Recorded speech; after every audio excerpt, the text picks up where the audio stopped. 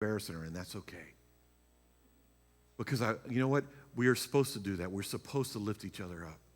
She's a shining example of what Paul's talking about, the very fragrance of God wherever she goes, whether she sees it or not. Because in the midst of the suffering that she's going through, God's glorifying himself through her. That is fragrance. That's what we're talking about. What lasts? Our daily life and impact upon those we meet. That lasts. Not the fragrance that we smell in the air sometimes. Our daily obedience to Christ and his word. That lasts. That's what it's about. Let me give you something. Here we go. Next one.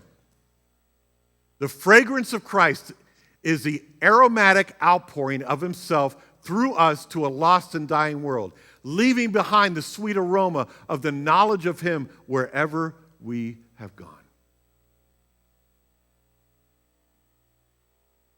Let's read that one more time.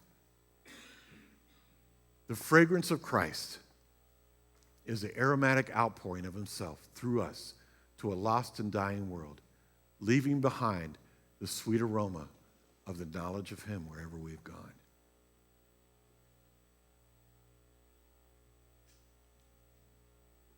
How do you smell? That's not trying to be funny. How do you smell? What do you smell like? You say, man, that's heavy. I mean, it sounds like you're coming down. I'm not. I'm drawing out. I'm calling you out. Will you stand and make that impact? That's what's going to change your world. It's not our worship music. It's not great teachers and preachers and that got great quotes like this one. Okay? It's not that stuff. That doesn't change a world. Because all of that will go away one day. But this being lived out in our lives just because we love him, this is what changes.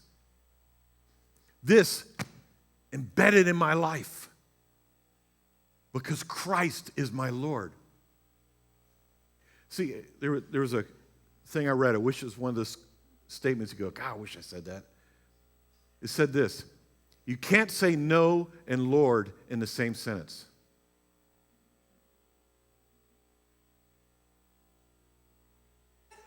You can't say no and Lord in the same sentence. You understand what I mean by that?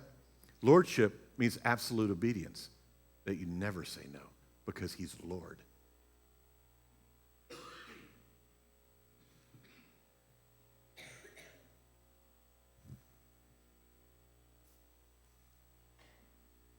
What do you smell like today?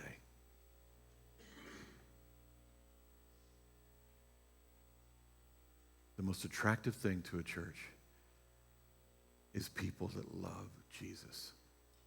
If you looked on the Facebook, I found this little article this week and I put it up. It said 10 things new visitors don't like about church that makes them not come back. You know what the number one thing was? The thing that I love to do. It's a greeting time. People get uncomfortable. So what are we doing? We change because it's not, culture just makes them uncomfortable. No. You know what makes them uncomfortable? I started a little conversation, and these are all believers, friends of mine on it. And one of them said that it's fake, because if they didn't say hi to us on the way in, why are they going to say hi to us now? That's fake. Well, what about this? What about they didn't see you come in? So if I'm saying hi to you, it's fake, but I didn't see you come in. See how we think?